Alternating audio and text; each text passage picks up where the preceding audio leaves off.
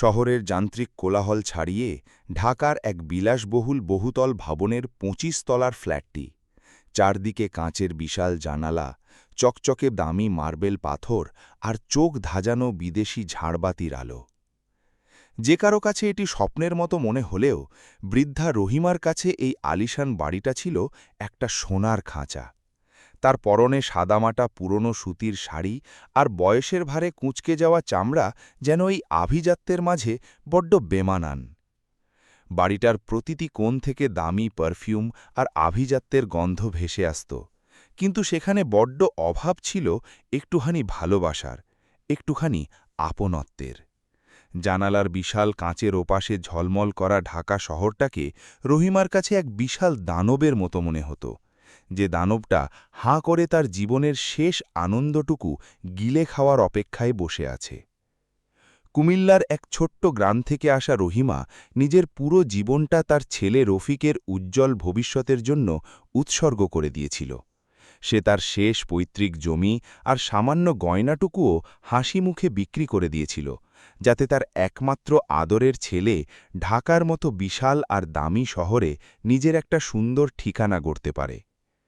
তার স্বপ্ন ছিল জীবনের শেষ বেলায় সে তার ছেলে আর পুত্রবধূর সাথে একটা শান্তিময় ও ভালোবাসায় ঘেরা জীবন কাটাবে। কিন্তু এখানে আসার পর সে যে নির্মম সত্যির মুখোমুখি হল, তা তার মাতৃত্বের সব মিষ্টি স্বপ্নকে কাচের মতো ভেঙে চুরমার করে দিয়েছিল। তার পুত্রবধূ সুমাইয়া ঢাকার গুলশানের এক অনেক ধনী ও প্রতিষ্ঠিত ব্যবসায়ী পরিবারের মেয়ে ছিল। সুমাইয়ার স্বভাব ছিল অত্যন্ত অহংকারী, হিসেবী এবং পুরোপুরি বস্তুবাদী। সে রহিমার সাধারণ জীবনযাপন, তার ঐতিহ্যবাহী পোশাক আর গ্রামের সহজ সরল ভাষা এক মুহূর্তের জন্যেও সহ্য করতে পারত না। সুমাইয়ার মনে হতো যে রহিমার উপস্থিতি তার উচ্চবিত্ত সামাজিক মর্যাদাকে নিচে নামিয়ে দিচ্ছে। সে তার শাশুড়িকে পরিবারের একজন সম্মানীয় সদস্যের বদলে বাড়িতে পড়ে থাকা কোনো অকেজো আর পুরনো আবর্জনার মতো মনে করত। রহিমার জন্যে এই বিশাল এবং বিলাসবহুল বাড়িতে কোনো বাতাস চলাচলের বা আরামদায়ক ঘর ছিল না। সুমাইয়া ইচ্ছে করেই তাকে রান্নাঘরের পাশের সেই সরু আর স্যাঁতস্যাঁতে স্টোররুমটা ঘুমানোর জন্যে দিয়েছিল, যেখানে বাড়ির সব ফালতু জিনিস আর ভাঙা আসবাবপত্র রাখা হতো। সেই ছোট্ট ঘরটাতে ঠিকমতো বাতাসও আসত না এবং সারা রাত দম বন্ধ লাগত। রহিমা মেঝেতে একটা পুরনো ও ছেঁড়া কার্পেট বিছিয়ে ঘুমাত, যেখানে বাড়ির বাকি ঘরগুলোতে দামি বিছানা পাতা ছিল। তার চোখের নীরব কান্না অন্ধকারের মাঝেই মিলিয়ে যেত। রফিক, যে একসময় তার মায়ের আঁচলে লুকিয়ে পৃথিবীর সব ভয় থেকে বেঁচে যেত, আজ একজন সফল সফটওয়্যার ইঞ্জিনিয়ার হয়ে গিয়েছিল। কিন্তু পেশাগত জীবনে তার যতটা উন্নতি হয়েছিল, ব্যক্তিগত জীবনে সে ঠিক ততটাই দুর্বল এবং মেরুদণ্ডহীন হয়ে পড়েছিল। নিজের স্ত্রীর তীক্ষ্ণ কটুকথা আর চড়া গলার সামনে সে সবসময় বোবা হয়ে থাকত। সে মায়ের অপমান দেখত, কষ্ট অনুভব করত, কিন্তু কখনো তার পক্ষে কথা বলার সাহস জোগাড় করতে পারত না। বাড়িতে রহিমার কতালে পেট ভরে এবং তাজা খাবারও জুটত না। সুমাইয়া সবসময় রাতের বেঁচে যাওয়া এবং বাসি খাবারই তাকে খেতে দিত। অনেক সময় এমনও হতো যে খাবারে লবণ বা মশলা একদমই থাকত না, কিন্তু রহিমা কোনো অভিযোগ না করে সেটাকে ঈশ্বরের প্রসাদ মনে করে চুপচাপ গিলে নিত। যখনই সে রান্নাঘরে গিয়ে কিছু বানানোর চেষ্টা করত, সুমাইয়া তাকে খুব বাজেভাবে বকাবকি করে সেখান থেকে তাড়িয়ে দিত। তার কোনো দামি পাত্র বা সাজানোর জিনিস স্পর্শ করার কঠোর নিষেধ ছিল। এই একঘেয়ে এবং দম বন্ধ করা পরিবেশে রহিমার বেঁচে থাকার একমাত্র সম্বল ছিল তার ৫ বছরের মিষ্টি আর নিষ্পাপ নাতি রিয়াদ। রিয়াদের আধো আধো বোল আর তার মিষ্টি কথাগুলো রহিমার ক্ষতের ওপর একটা প্রশান্তির প্রলেপের মতো কাজ করত। যখন সুমাইয়া বাড়িতে থাকত না, তখন রিয়াদ ছোট্ট পায়ে দৌড়ে তার দাদির কাছে স্টোর রুমে চলে আসত এবং তার কোলে মাথা রেখে পুরনো রূপকথার গল্প শোনার বায়না ধরত।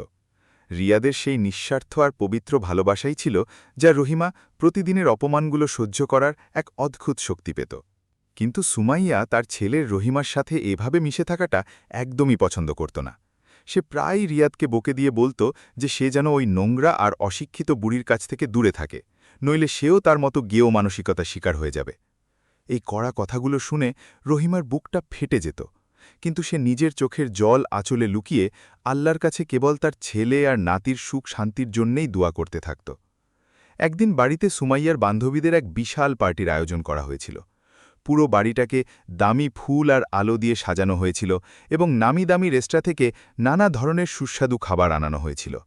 সুমাইয়া সকালেই রহিমাকে কড়া সতর্কবাণী দিয়েছিল যে পার্টি শেষ না হওয়া পর্যন্ত সে যেন তার অন্ধকার ঘর থেকে একদম বেরো না হয়। তার ভয় ছিল যে তার ধনী বান্ধবীরা তার গেঁয়ো শাশুড়িকে দেখে মজা ওড়াবে। রহিমা চুপচাপ সেই ঘরেই বসে রইল, যেখান থেকে জোরে গান বাজানো আর মানুষের হাসির আওয়াজ শোনা যাচ্ছিল। পার্টি চলাকালীন রহিমার হঠাৎ খুব প্রবল তৃষ্ণা পেল। অনেকক্ষণ সহ্য করার পর যখন তার গলা পুরোপুরি শুকিয়ে আসতে লাগল, তখন সে জল খাওয়ার জন্য আস্তে আস্তে রান্নাঘরের দিকে এগোল। সে ভেবেছিল যে কারোর মাজরে না পড়েই সে চুপচাপ জল খেয়ে ফিরে আসবে, কিন্তু যেইন সে রান্নাঘরের দরজার বাইরে পা রাখল, সুমাইয়ার নজর তার ওপর পড়ে গেল। সুমাইয়ার চেহারা রাগে লাল হয়ে উঠল আর সে অতিথিদের সামনেই রহিমার দিকে রাগী চোখে তাকিয়ে দ্রুত এগিয়ে এল। সুমাইয়া রহিমার বাহু শক্ত করে চেপে ধরল আর তাকে ধাক্কা দিয়ে ঘরের দিকে পাঠাতে পাঠাতে কড়া ভাষায় অপমান করতে শুরু করল। সে ফিসফিস করে কিন্তু অত্যন্ত বিষাক্ত সুরে বলল, তোমার সাহস কি করে হলো আমার বিশেষ অতিথিদের সামনে এভাবে ছেঁড়া আর নোংরা কাপড় পরে আসার? রহিমা ব্যথা আর লজ্জায় মাটিতে মিশে যাচ্ছিল।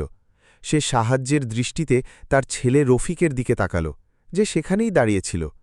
কিন্তু রফিক সাথে সাথে নিজের চোখ নামিয়ে নিল আর সেখান থেকে সরে পড়ল। তার সেই নীরবতা খুব যন্ত্রণাদায়ক ছিল।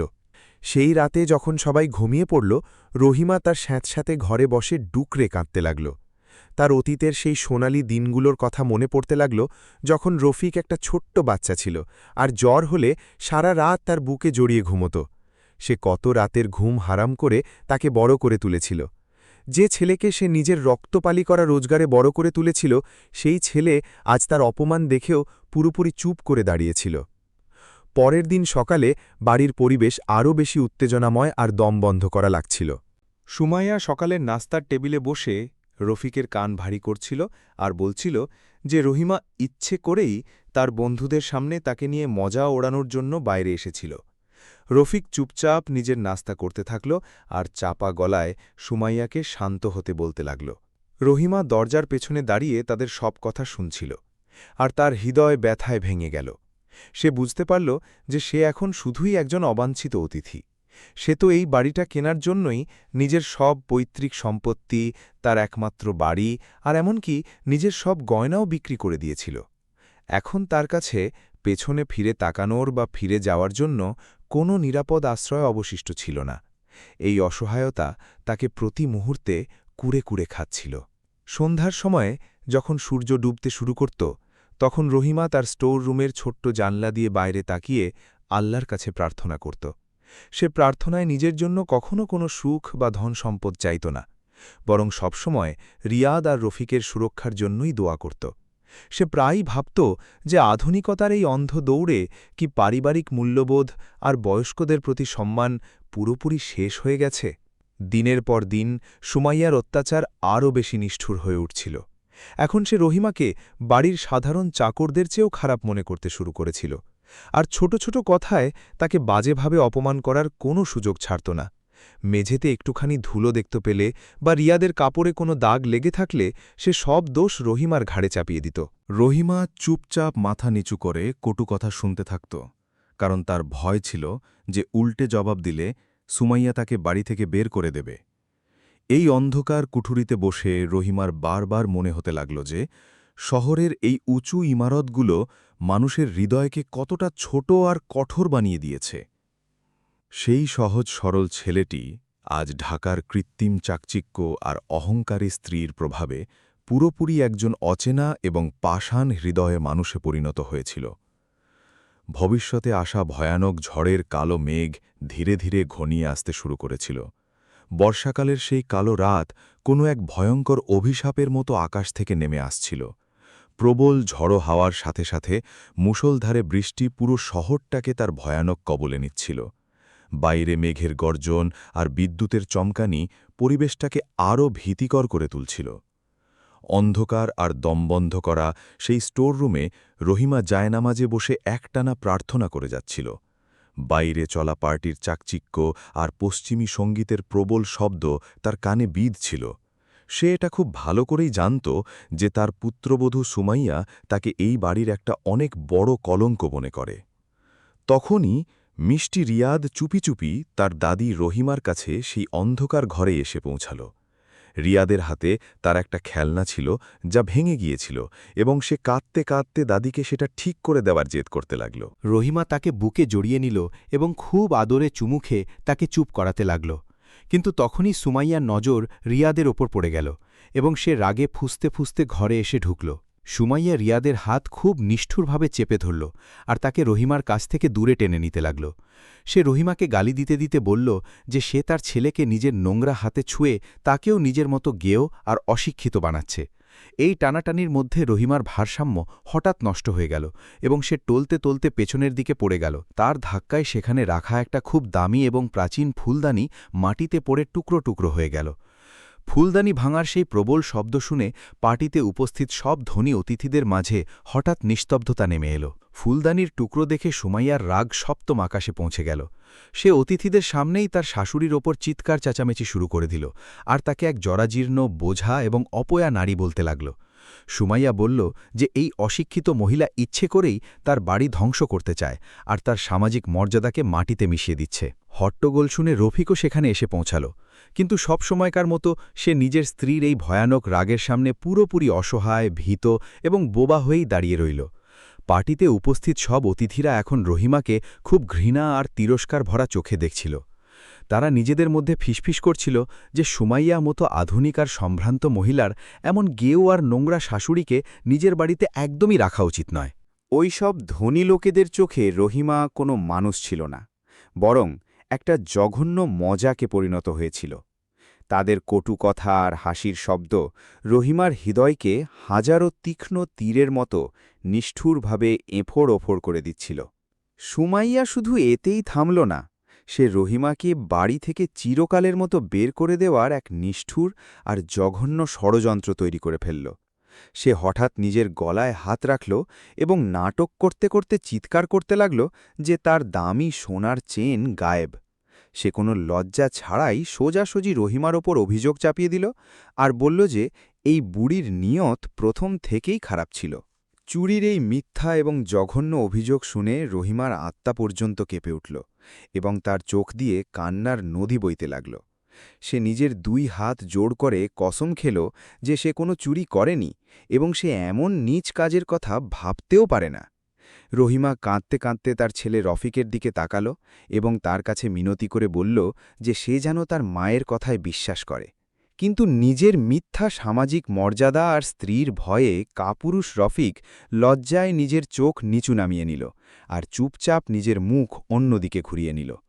রফিকের সেই রহস্যময় আর কাপুরুষোচিত নীরবতা রহিমার কাছে যে কোনো শারীরিক বা মানসিক নির্যাতনের চেয়েও 1000 গুণ বেশি যন্ত্রণাদায়ক ছিল। রফিক জানত যে তার মা পুরোপুরি নির্দোষ, কিন্তু নিজের আরাম আয়েশ আর মিথ্যা শান্তিকে বাঁচানোর জন্য সে নিজেরই জন্মদাত্রী মাকে বলি চড়ানো বেশি সঠিক মনে করল। রফিকের এই কাপুরুষতা আর নীরবতা সুমাইয়াকে আরও বেশি নিষ্ঠুর আর পাষাণ হয়ে ওঠার পুরোপুরি স্বাধীনতা দিয়ে দিল। সুমাইয়া রহিমার চুল ধরে নির্দয়ভাবে তাকে টেনে হিঁচড়ে নিয়ে যেতে শুরু করল আর তাকে প্রধান দরজার দিকে নিয়ে গেল। ছোট্ট রিয়াদ তার আদরের দাদিকে এভাবে মার খেতে আর টেনে নিয়ে যেতে দেখে জোরে জোরে কাঁদতে লাগল, কিন্তু সেই পাষাণ হৃদয়ের মহিলাটি রিয়াদকে এক ধাক্কায় দূরে সরিয়ে দিল আর রহিমাকে কোনো দয়া মায়া ছাড়াই বাড়ি থেকে বের করে দিল। রহিমা মাটিতে পড়তেই সুমাইয়ার পা ধরে ফেলল আর কাঁদতে কাঁদতে বলল যে সে যেন তাকে এই ভয়ানক ঝড় আর অন্ধকার রাতে বাড়ি থেকে বের করে না দেয়। সে মিনতি করতে করতে বলল যে সে এর পর থেকে কখনোই তার সামনে আসবে না আর সবসময় ওই অন্ধকার ঘরেই বন্দী থাকবে।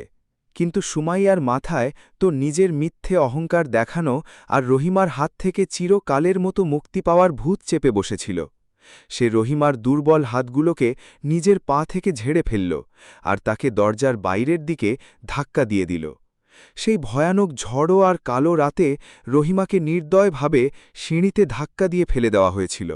সুমাইয়া রহিমার মুখের ওপর জোরে দরজা বন্ধ করে দিল আর সেই দরজা বন্ধ হওয়ার আওয়াজ রহিমার হৃদয়ে একটা খঞ্জরের মতো গেঁথে গেল। ভেতর থেকে রিয়াদের কান্নার হৃদয় বিদারক শব্দ আসছিল। কিন্তু রহিমা এখন সেই বন্ধ দরজার বাইরে একদম একা, নিরাশ্রয় এবং পুরোপুরি ভেঙে পড়েছিল। রহিমা অনেকক্ষণ ধরে সেই বন্ধ দরজার সামনে মাটিতে বসে বৃষ্টিতে ভিজতে ভিজতে ডুকরে ডুকরে কাঁদতে লাগল। তার বিশ্বাসই হচ্ছিল না যে ছেলেকে সে নিজের রক্তজল করা পরিশ্রমে বড় করেছিল, সেই আজ তাকে এভাবে নিষ্ঠুরভাবে রাস্তায় মরার জন্য ছেড়ে গেবে। তার মাতৃত্ব, তার আত্মত্যাগ আর তার সব আশা আজ এই বিলাসবহুল ভবনের সিঁড়িতে নির্মমভাবে পিষ্ট হয়ে গিয়েছিল। অনেকক্ষণ পর্যন্ত যখন দরজা খুলল না, তখন রহিমা টলমল পায়ে উঠে দাঁড়াল আর সেই ভয়ানক ঝোড়ো রাতে কোনো গন্তব্য ছাড়াই সামনের দিকে এগিয়ে চলল। তার আশা ছিল যে হয়তো রফিকের ঘুমন্ত বিবেক জেগে উঠবে আর সে তার বুড়ি মাকে আবার ঘরের ভেতরে ডাকার জন্য নিচে দৌড়ে আসবে। কিন্তু সেই জানালা পুরোপুরি বন্ধই রইল। রহিমার শেষ ভ্রমটুকুও আজ এই নির্দয় বৃষ্টিতে পুরোপুরি ধুয়ে মুছে গিয়েছিল। প্রবল বৃষ্টির কারণে ঢাকার রাস্তাঘাট পুরোপুরি পানিতে ডুবে গিয়েছিল। রহিমার পুরনো সুতির শাড়ি পুরোপুরি ভিজে তার দুর্বল শরীরের সাথে লেপ্টে গিয়েছিল, আর ঠান্ডায় তার দাঁতে দাঁত বাড়ি খাচ্ছিল। আকাশ থেকে চমকানো বিদ্যুৎ যেন তার ভেঙে যাওয়া ভাগ্য আর দুর্ভাগ্যজনক জীবনের ওপর জোরে জোরে অট্টহাসি হাসছিল। রাস্তায় চলতে চলতে রহিমার হৃদয় ব্যথা আর হতাশায় এতটাই ভরে গিয়েছিল যে এক মুহূর্তের জন্য সে নিজের জীবন শেষ করে দেওয়ার কথা ভেবেছিল। তার মনে হল যে সামনে থেকে আসা কোনো দ্রুতগামী ট্রাকের সামনে ঝাঁপ দিয়ে সে তার এই অপমানজনক আর যন্ত্রণাদায়ক জীবনের অবসান ঘটাবে। কিন্তু আল্লাহর ওপর তার গভীর বিশ্বাস আর ধর্মীয় অনুশাসন তাকে আত্মহত্যার মতো মহাপাপ করা থেকে আটকে দিল। সে জানত যে জীবন এবং মৃত্যু কেবল স্রষ্টার হাতেই রয়েছে, আর তাকে তার কর্মের ফল যে কোনো পরিস্থিতিতে ভোগ করতেই হবে। তার সেই পুরনো রাতের কথা মনে পড়ে গেল, যখন কুমিল্লায় ঠিক এমনই একটা ভয়ানক ঝড় এসেছিল আর তাদের কাঁচা বাড়ির ছাদ ফুটো হয়ে পানি পড়ছিল। তখন রহিমা সারা রাত জেগে একটা ছোট ছাতা দিয়ে তার ছেলে রফিককে ভেজার হাত থেকে বাঁচিয়েছিল, আর নিজে সারা রাত বৃষ্টির পানিতে বসেছিল। সে নিজে অর্ধেক খেয়ে তাকে পেট ভরে খাইয়েছিল, যাতে সে ক্ষুধার্ত না ঘুমায়। আজ সেই ছেলেই তাকে এই নির্দয় শহরের অচেনা রাস্তায় ক্ষুধার্ত আর তৃষ্ণার্ত হয়ে মরার জন্য রাস্তার কুকুরের মতো ধাক্কা দিয়ে ফেলে দিয়েছিল। রহিমা আকাশের দিকে তাকিয়ে কাঁদতে কাঁদতে আল্লাহর কাছে জিজ্ঞেস করল যে সে আসলে এমন কি ভয়ানক পাপ করেছিল যার এত ভীতিকর শাস্তি সে আজ পাচ্ছে। নিজের চোখের জল আর বৃষ্টির পানি একসাথে গিলে খেতে খেতে সে শহরের একটা নোংরা আর দুর্গন্ধযুক্ত ফ্লাইওভারের নিচে পৌঁছল। সেখানে আগে থেকেই কিছু রাস্তার কুকুর আর ছিন্নমূল মানুষ শীতে কুকড়ে শুয়েছিল। রহিমাও একটা ঠান্ডা আর ভেজা খুঁটি হেলান দিয়ে সেই নোংরা মাটিতেই বসে পড়ল, আর নিজের ভাগ্যকে দোষ দিতে দিতে কাঁপতে লাগল। ফ্লাইওভারের নিচের সেই ভয়ানক পরিবেশ যে কোনো সাধারণ মানুষকে ভয়ে আটকে তোলার জন্য যথেষ্ট ছিল, কিন্তু রহিমার ভেতরের ভয় এখন পুরোপুরি শেষ হয়ে গিয়েছিল। কারণ যার আপন মানুষেরাই তার আত্মাকে খুন করে দিয়েছে, তার আর দুনিয়ার কোনো মানুষকে কিসের ভয়? সে শুধু নিজের ছেঁড়া আর ভেজা আঁচলে মুখ লুকিয়ে এক টানা ফুপিয়ে ফুপিয়ে কাঁদছিল, আর বারবার ওপরওয়ালাকে জিজ্ঞেস করছিল যে একজন মা হওয়ার কি এটাই শাস্তি? সেই অন্ধকার রাতের ভয়ানক ঠান্ডা আর ভীতিকর মানসিক আঘাত রহিমার বুড়ো আর দুর্বল শরীরটাকে পুরোপুরি ভেঙে চুরমার করে দিয়েছিল। তার প্রচণ্ড জ্বর আসছিল, আর তার চোখের সামনে বারবার তার নাতি রিয়াদের কাঁদতে থাকা নিষ্পাপ মুখটা ভেসে উঠছিল। সে মনে মনে রিয়াদের নিরাপত্তা আর দীর্ঘায়ুর জন্য দুয়া প্রার্থনা করছিল। অবশেষে চরম ক্লান্তি, খিদে আর ভয়ানক ঠান্ডার কারণে রহিমা ফ্লাইওভারের সেই নোংরা ফুটপাতেই অজ্ঞান হয়ে পড়ে গেল। সকালের প্রথম আলো যখন ঢাকার আকাশে ঝলমল করে উঠল, তখন সেটা এই বিশাল মহানগরের সংবেদনহীনতা আর নিষ্ঠুর সত্যিকে পুরোপুরি উন্মোচিত করে দিল। একদিকে সেই বিলাসবহুল ইমারত ছিল যেখানে রহিমার ছেলে নিজের স্ত্রীর সাথে আরামদায়ক বিছানায় ঘুমোচ্ছিল, আর অন্যদিকে এই দুর্গন্ধযুক্ত আর নোংরা ফ্লাইওভার ছিল যেখানে একজন হতভাগী আর নিরাশ্রয় মা মৃত্যুর দরজায় দাঁড়িয়ে নিজের শেষ নিঃশ্বাস গুনছিল। এটা সেই আধুনিক সমাজের সবচেয়ে কালো আর জঘন্য সত্যি ছিল, যা রক্তের পবিত্র সম্পর্কগুলোকে টাকা আর অহংকারের নিচে বাজেভাবে পিষ্ট করে দিয়েছিল। কিন্তু এটাই শেষ ছিল না। নিয়তির খেলা এখনও বাকি ছিল, আর কর্মের চাকা খুব তাড়াতাড়িই ঘুরতে চলেছিল, যা ওই অহংকারী লোকেদের তাদের পাপের শাস্তি দেওয়ার জন্য প্রস্তুত হচ্ছিল। আপাতত রহিমা সেই ঠান্ডা আর নির্দয় ফুটপাতে অজ্ঞান হয়ে পড়েছিল, যেখানে তাকে বাঁচানোর মতো কোনো আপনজন ছিল না। কিন্তু স্রষ্টার আদালতে বিচারের প্রক্রিয়া শুরু হয়ে গিয়েছিল, আর সেই বিচারের শুরু এই অন্ধকার রাত থেকেই হওয়ার ছিল। সকালের পরা রোদ যখন রহিমার বন্ধ আর ফুলে থাকা চোখের পাতাকে স্পর্শ করল, তখন সে নিজের যন্ত্রণাদায়ক বাস্তবতার গভীর অনুভূতি পেল। ফ্লাইওভারের নিচের সেই দুর্গন্ধযুক্ত আর নোংরা জায়গাটাই এখন তার নতুন আর ভয়ানক পৃথিবী হয়ে গিয়েছিল। তার শরীরে প্রচণ্ড জ্বর ছিল, আর সারা রাত বৃষ্টিতে ভেজার কারণে তার প্রতিটি হাড় ব্যথায় বাজেভাবে আর্তনাদ করছিল। আশেপাশে কিছু ভিখারি আর রাস্তার কুকুর এঁটো খাবারের জন্য নিজেদের মধ্যে লড়াই করছিল। রহিমা বুঝতে পারছিল না যে সে এই বিশাল আর অচেনা শহরে এখন কোথায় যাবে। খিদের চোটে রহিমার পেট খুব বাজেভাবে মোচড় দিচ্ছিল, আর তার গলা পুরোপুরি শুকিয়ে গিয়েছিল। সে তার কাঁপা আর টলমল পায়ে উঠে রাস্তার পাশ দিয়ে বেতাহাসা হাঁটতে লাগল। রাস্তার দুপাশে খাবারের অনেক দোকান সাজানো ছিল, যেখান থেকে নানা ধরনের সুস্বাদু খাবারের গন্ধ আসছিল। কিন্তু রহিমার কাছে ওই জিনিসগুলো কেনার জন্য একটা পয়সাও ছিল না, আর তার আত্মসম্মানবোধ তাকে কারোর সামনে হাত পেতে ভিক্ষা করার একদমই অনুমতি দিচ্ছিল না। সে শুধু নিজের খিদে চেপে রেখে হাঁটতে লাগল। হাঁটতে হাঁটতে সে শহরের একটা অনেক বড় আর ভিড়ভাট্টাওয়ালা কাঁচা বাজারের কাছে পৌঁছে গেল, যেখানে চারদিকে নোংরা আর পচা সবজির স্তূপ জমেছিল। রহিমা নিজের আত্মসম্মানকে একপাশে সরিয়ে রেখে সেই আবর্জনার স্তূপ থেকে কিছু ফেলে দেওয়া টমেটো আর কলা তুলে নিল।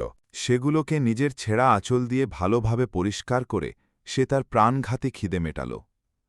আবর্জনা থেকে খাবার খাওয়ার সময়ও তার ঠোঁট একটানা আল্লাহর নাম জপ করছিল, আর সে মন থেকে তার নাতি রিয়াদ এবং ছেলে রফিকের দীর্ঘায়ুর দোয়া প্রার্থনা করছিল। ধীরে ধীরে ফ্লাইওভারের নিচের সেই নোংরা আর দুর্গন্ধযুক্ত জায়গাটাই রহিমার স্থায়ী ঠিকানা হয়ে গেল, যেখানে সে আবর্জনা কুড়ানো মানুষদের মাঝে থাকতে শুরু করল।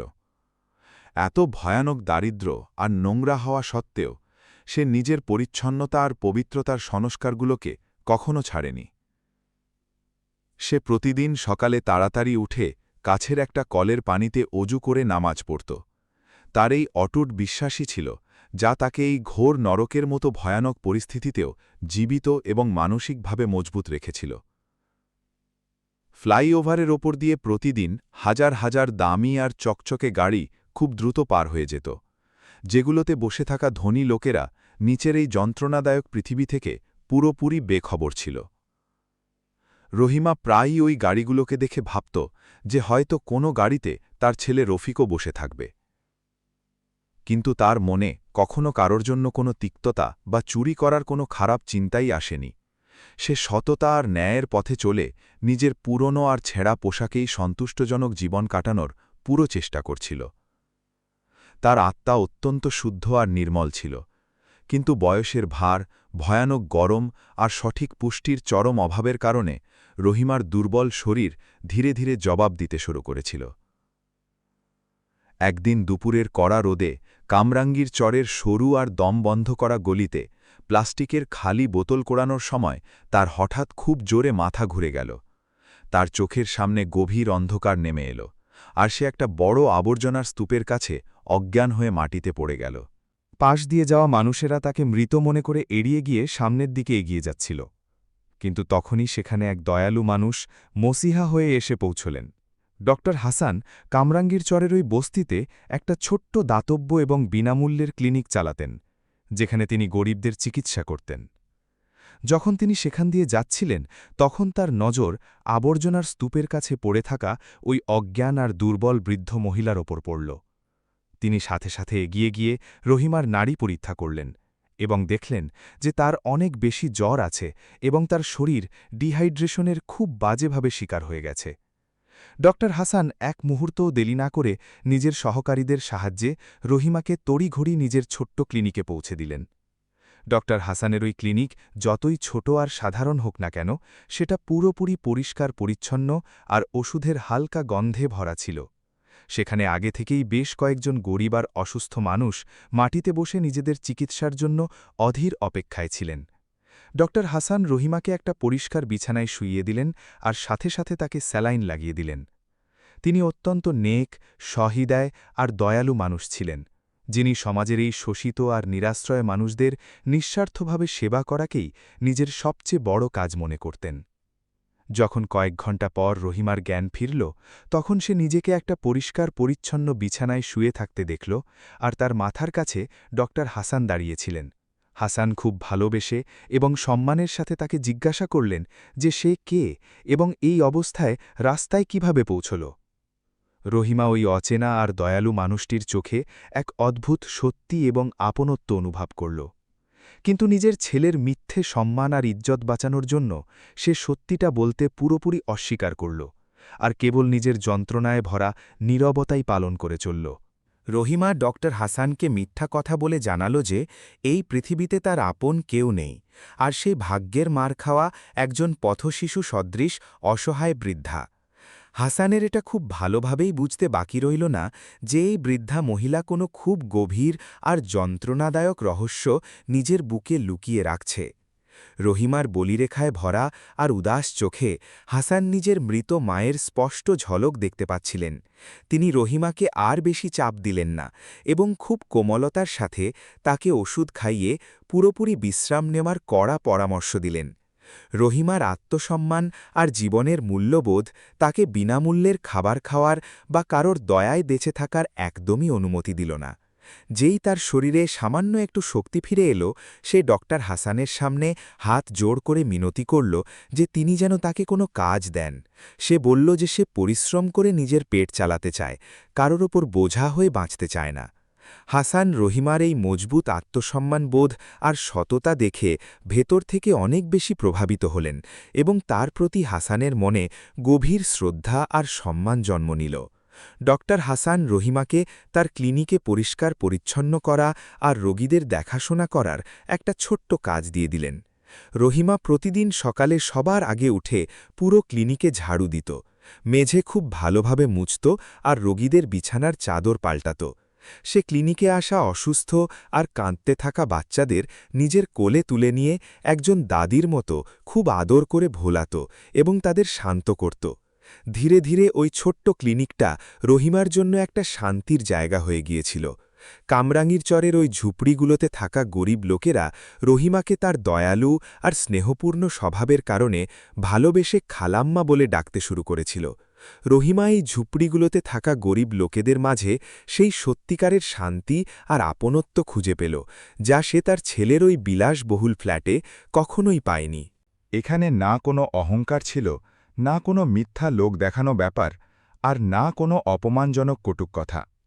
এই গরিব আর শোষিত লোকেদের হৃদয়ে রহিমার জন্য সুমাইয়া আর রফিকের চেয়ে অনেক বেশি সত্যিকারের ভালোবাসা এবং গভীর সম্মান বিদ্যমান ছিল।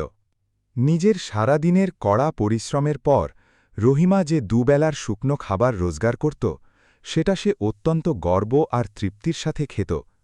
রাতের অন্ধকারে ঘুমানোর আগে সে আজও জায়নামাজে বসে কেবল নিজের ছেলে রফিক আর নাতি রিয়াদের নিরাপত্তা এবং সফলতার জন্যই প্রার্থনা করত।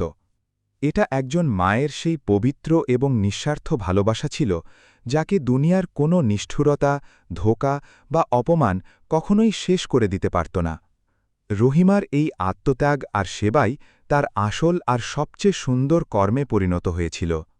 দেখতে দেখতে কয়েক মাস পেরিয়ে গেল, আর রহিমা ওই ক্লিনিক এবং ডক্টর হাসানের জীবনের একটা খুব গুরুত্বপূর্ণ এবং অবিচ্ছেদ্য অংশে পরিণত হয়ে গিয়েছিল। তার শরীরের বাইরের ক্ষত আর দুর্বলতা তো পুরোপুরি সেরে গিয়েছিল, কিন্তু নিজের একমাত্র ছেলের ধোঁকা আর তিরস্কারের সেই গভীর মানসিক ক্ষত আজও তাজা ছিল। সে প্রায়ই অবসর সময় আকাশের দিকে তাকিয়ে এটা ভাবত যে এই বিশাল পৃথিবীতে কি কর্মের কোনো হিসেব নিকাশ হয়। রহিমা নিজের এই নতুন আর সাধারণ জীবনটাকে পুরোপুরি মেনে নিয়েছিল, আর সে শান্তিতে নিজের দিনগুলো কাটাচ্ছিল। অন্যদিকে রফিক আর সুমাইয়া তাদের সেই অহংকার আর বস্তুবাদী জীবনের অন্ধ দৌড়ে পুরোপুরি ডুবেছিল। এটা ভুলে গিয়ে যে সময় সবসময় একরকম থাকে না। তারা এই অটল সত্যিটা থেকে পুরোপুরি বেখবর ছিল যে ওপরওয়ালার লাঠিতে কখনো আওয়াজ হয় না। কিন্তু যখন তা পড়ে, তখন মানুষের সব মিথ্যা অহংকার টুকরো টুকরো হয়ে যায়। কর্মের ভয়ানক ঝড় এখন তাদের ওপর আছড়ে পড়তে চলেছিল। ক্লিনিকে আসা অনেক রুগী তাদের দুঃখ ভরা গল্প রহিমাকে শোনাত, আর সে একজন মায়ের মতো ধৈর্য ধরে সেগুলো শুনত। অনেক সময় যখন কোনো বয়স্ক রুগী নিজের পরিবারের অত্যাচারের কথা বলে কাঁদত, তখন রহিমার চোখেও ব্যথার জল চলে আসত। সে তাদের বোঝাত যে জীবনের সুখ আর দুঃখ রোদ ছায়ার মতো হয়, আর মানুষকে সবসময় আল্লাহর বিচার ব্যবস্থার ওপর নিজের পুরো ভরসা রাখতে হয়। ড হাসান রহিমার এই অদ্ভুত আর নিঃস্বার্থ আত্মত্যাগ দেখে প্রায়ই খুব বেশি আবেগপ্রবণ আর অবাক হয়ে যেতেন। তিনি অনেকবার রহিমার কাছ থেকে এটা জানার চেষ্টা করেছিলেন যে সে আসলে কোন পরিবারের মানুষ এবং তার অতীত কী, কিন্তু রহিমা সবসময় খুব শালীনতার সাথে কথাটা এড়িয়ে যেত আর কেবল এতটুকুই বলত যে তার বর্তমানটাই তার আসল সত্যি। মাঝে মাঝে রাতের সেই নিস্তব্ধতায় যখন রহিমা তার ছোট্ট বিছানায় ঘুমানোর চেষ্টা করত, তখন তার রিয়াদের কথা খুব মনে পড়ত। রিয়াদের সেই নিষ্পাপ হাসি, তার ছোট ছোট হাত আর তার দাদি দাদি বলে ডাকা রহিমার কানে এক টানা বাজতে কাঁদত। সে প্রায়ই নিজের পুরনো শাড়ির আঁচল বুকে জড়িয়ে ধরে এমনভাবে কাঁদত যেন কোনো ছোট বাচ্চা তার মায়ের কাছ থেকে হারিয়ে গেছে। রিয়াদি সেই একমাত্র এবং সবচেয়ে মজবুত সুতো ছিল যা রহিমাকে এই পৃথিবীতে বেঁচে থাকার একটু আধটু আশা আর প্রেরণা দিচ্ছিল। কামরাঙ্গীর চরের সেই পরিবেশ যতই গরিব, নোংরা আর সংগ্রামপূর্ণ হোক না কেন, কিন্তু সেখানে মানবতা আজও পুরোপুরি বেঁচে ছিল। ঈদের শুভ আনন্দে ক্লিনিকের আশেপাশে থাকা গরিব বাচ্চারা রহিমার জন্য সেমাই নিয়ে আসত এবং তাকে খাইয়ে দিত। রহিমা ওই বাচ্চাদের বুকে জড়িয়ে ধরল এবং তার মনে হল যে আসল খুশি কোনো অনেক বড় প্রাসাদে নয়, বরং ভালোবাসায় ভরা হৃদয়ে বাস করে। সেই রাতে রহিমার মুখে বছরের পর বছর বাদে একটা খুব সত্যিকারের আর শান্তিতে ভরা হাসি ফুটে উঠেছিল। যেভাবে সময়ের এই চাকা সামনের দিকে এগোচ্ছিল, রহিমার ভেতরের ভয় আর হতাশা পুরোপুরি শেষ হয়ে গিয়ে একটা আধ্যাত্মিক শক্তিতে পরিণত হচ্ছিল। সে নিজের সব ব্যথা আর সব অভিযোগ আল্লাহর কাছে পুরোপুরি সমর্পণ করে দিয়েছিল। সে শুধু তার বাকি জীবনটা অন্যদের নিঃস্বার্থ সেবায় লাগিয়ে পরকালের প্রস্তুতি নিচ্ছিল, যখন দূরে কোথাও কর্মের ভয়ানক জাল বোনা হচ্ছিল। সময়ের চাকা নিজের গতিতে ঘুরতে থাকল, আর দেখতে দেখতে 3টে লম্বা বছর কেটে গেল।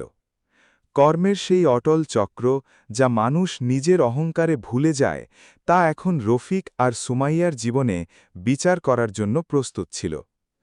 ঢাকার সেই উঁচু ইমারতে, যেখানে একসময় সুমাইয়ার অহংকার আর রফিকের কাপুরুষতা প্রতিধ্বনিত হতো, এখন সেখানে ধ্বংসের কালো মেঘ ঘনিয়ে আসতে শুরু করেছিল। বিচারের সময় এসে গিয়েছিল। এর শুরু রফিকের সেই সফল পেশাগত জীবন দিয়ে হল, যার উপর তার সবচেয়ে বেশি আর মিথ্যা অহংকার ছিল। রফিক তার সফটওয়্যার কোম্পানিকে আরও বড় করার লোভে তার একজন নতুন ব্যবসায়িক অংশীদারের সাথে মিলে অনেক বড় বিনিয়োগ করে ফেলেছিল। সে তার সেই বিলাসবহুল বাড়ি আর নিজের জমানো সব টাকা ব্যাংকে বন্ধক রেখে দিয়েছিল, যার জন্য সে তার মা রহিমাকে গৃহহীন করেছিল। কিন্তু ব্যবসায় সে খুব ভয়ানক ধোঁকা খেল। তার সেই চালাক পার্টনার কোম্পানির সব টাকা আর জরুরি কাগজপত্র নিয়ে রাতারাতি দেশ ছেড়ে পালিয়ে গেল। এই অপ্রত্যাশিত ধাক্কা রফিকের পুরো দুনিয়াটাকে এক নিমেষেই তাসের ঘরের মতো ভেঙে গুড়িয়ে দিল। ধার শোধ করতে না পারার কারণে ব্যাংক রফিককে দেউলিয়া ঘোষণা করে দিল, আর খুব তাড়াতাড়ি তাদের সেই বিলাসবহুল ফ্ল্যাটটাকে নিলাম করার কড়া নোটিশ পাঠিয়ে দিল। যে বাড়ির মিথ্যে অহংকারে সুমাইয়া তার নির্দোষ শাশুড়িকে মাঝরাতে প্রবল বৃষ্টির মধ্যে ধাক্কা মেরে বের করে দিয়েছিল, আজ সেই বাড়িটাই তাদের হাত থেকে চিরকালের মতো ছিনিয়ে নেওয়া হচ্ছিল। রফিক আর সুমাইয়াকে ঢাকার একটা খুবই সাধারণ আর সস্তা এলাকায় একটা ছোট্ট দুর্গন্ধযুক্ত ঘর ভাড়া নিতে হল। এই ছোট্ট ঘরের দেওয়ালগুলো স্যাঁতস্যাঁতে হয়েছিল, আর সেখানে ঠিকমতো বাতাসও আসত না। এই ঘরটা ঠিক তেমনই ছিল যেমনটা সুমাইয়া রহিমাকে তার বিলাসবহুল ফ্ল্যাটে থাকার জন্য দিয়েছিল। যখন সুমাইয়া ওই নোংরা আর দম বন্ধ করা ঘরে প্রথমবারের মতো ঢুকল, তখন তার শাশুড়ি রহিমার সেই নীরব কান্না আর তার অসহায়তার কথা মনে পড়তে লাগল। আজ সে নিজেই সেই অসহ্য দম বন্ধ করা পরিস্থিতির শিকার হয়ে গিয়েছিল। দারিদ্র্য আর অসহায়তার এই নতুন জীবন সুমাইয়ার মতো অহংকারী মহিলার জন্য কোনো ভয়ানক নরকের চেয়ে কম ছিল না। সে দিনরাত রফিককে খোঁটা দিত, তাকে অপদার্থ বলত আর নিজের ভাগ্যকে দোষ দিত। সে বলত যে রফিকের বোকামির জন্যই তার বিলাসবহুল আর সুখের জীবন ধ্বংস হয়ে গেছে। রফিক নিজের স্ত্রীর এই কড়া কথাগুলো চুপচাপ শুনতে থাকত, ঠিক সেভাবেই যেভাবে সে তার মায়ের অপমানের সময় চুপ করে থাকত।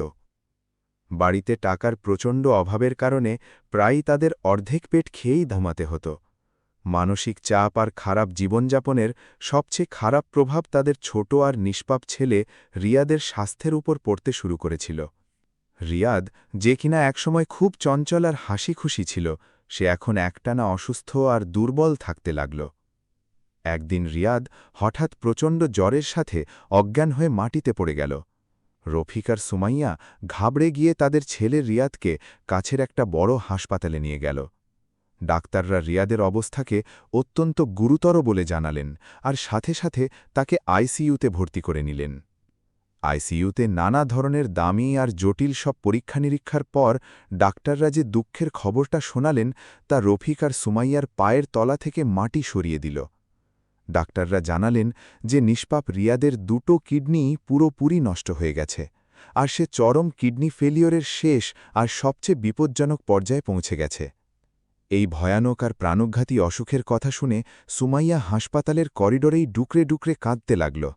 ডাক্তাররা তাদের স্পষ্ট ভাষায় সতর্ক করে দিলেন যে যত তাড়াতাড়ি সম্ভব রিয়াদের কিডনি পরিবর্তন না করা হলে তার প্রাণ বাঁচানো পুরোপুরি অসম্ভব হয়ে যাবে। এই পুরো প্রক্রিয়া এবং সার্জারির জন্য অনেক বড় একটা অঙ্কের টাকার দরকার ছিল, যা এখন দেউলিয়া হয়ে যাওয়া রফিকের কাছে একদমই ছিল না। রফিক নিজের পুরনো পরিচিতদের কাছ থেকে আর সুমাইয়ার ধনী বাবার বাড়ির লোকেদের কাছ থেকে টাকার সাহায্য চাওয়ার সব রকম চেষ্টা করল। সে ওই সব বড়লোক বন্ধুদের ফোন করল যারা একসময় তাদের বাড়ির বিলাসবহুল পার্টিগুলোতে দামি খাবার খেতে আসত।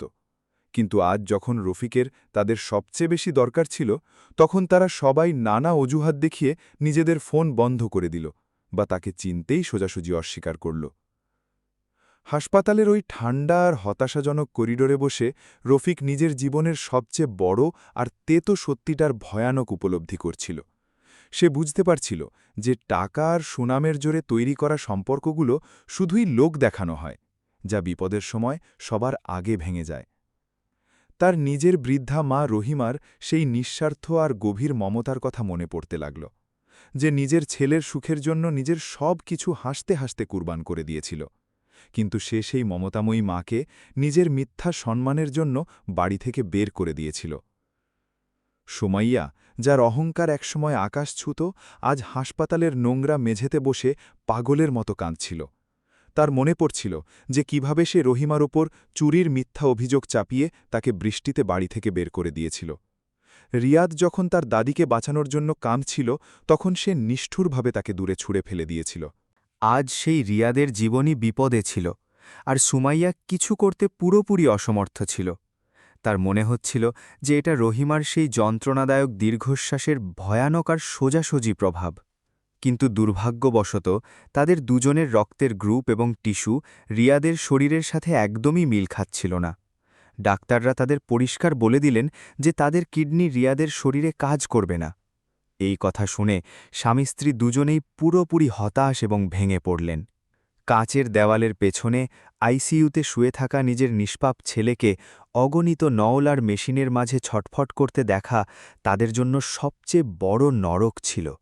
রিয়াদ ব্যথায় কোঁকাত, আর অজ্ঞান অবস্থাতেও সে বারবার নিজের দাদিকেই ডাকতে থাকত। রিয়াদের ওই শুকনো আর দুর্বল ঠোঁট থেকে দাদি শব্দ শুনে রফিক আর সুমাইয়ার আত্মা ভেতর পর্যন্ত কেঁপে উঠত।